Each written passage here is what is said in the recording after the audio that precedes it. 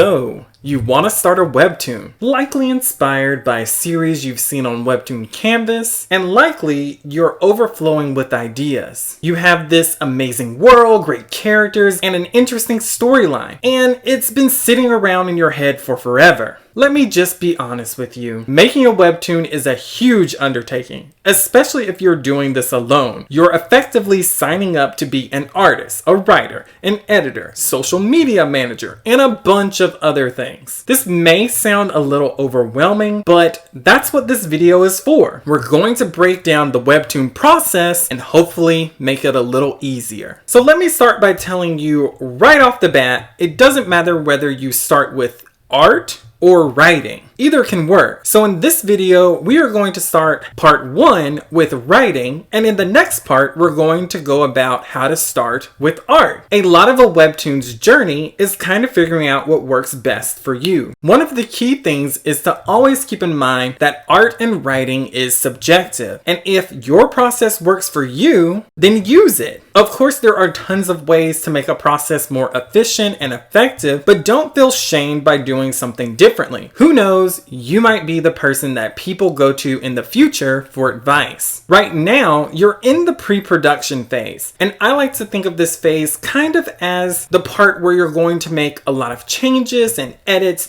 because by the time you release your first episode, things will have changed or adjusted just because you've learned so much about the story as you've progressed. For writing, you're going to want to come up with your basic idea. Now, for me, I like to make sure that any story I'm working on has a log line, meaning that the main idea is summed up into one sentence. And trust me, this is a little harder than most would think. Condensing a complicated idea takes a lot of work, but ultimately will benefit you in the end. Focus on making the concept of the story as clear and simple as possible. The idea of this is, if anyone is to ask you what the story is about, well, because you have a clear understanding, you're able to tell the person as simply as possible in one sentence what the story is about. So don't use names like John or Tom. People don't care about names. Use descriptors like student, fairy, time traveler. Then describe their purpose with an action, like they must kill a person every day.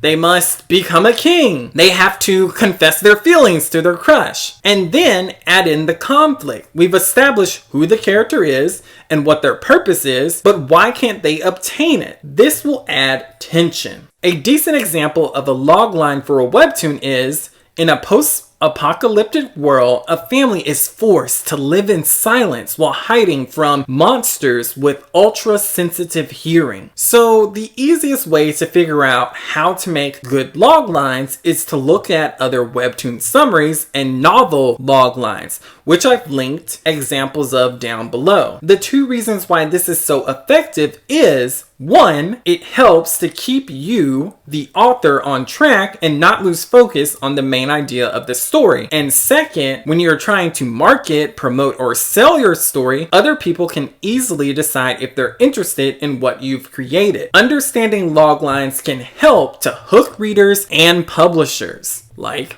Webtoons. After you have a strong logline, now expand that logline into either one paragraph or 2 paragraphs. The objective is to build on what the story is and not give every detail, but enough information that your audience will find the story interesting. Think of this as a conversation. If someone is interested beyond the logline, then you would continue to build on the conversation, sprinkling in more details, but not enough that you give the entire plot away. And listen, I know it's tempting, but you must, and I repeat, must write all of this down. Don't just leave these wonderful ideas in your head. Put your fingers to the keys or pen to paper. Lastly, a word of advice here. Creating a webtoon takes time. It could take you 6 months, a year, or more, but at the end of the day, it's your process, and the important thing is releasing something that you are happy with and can be proud of. Well,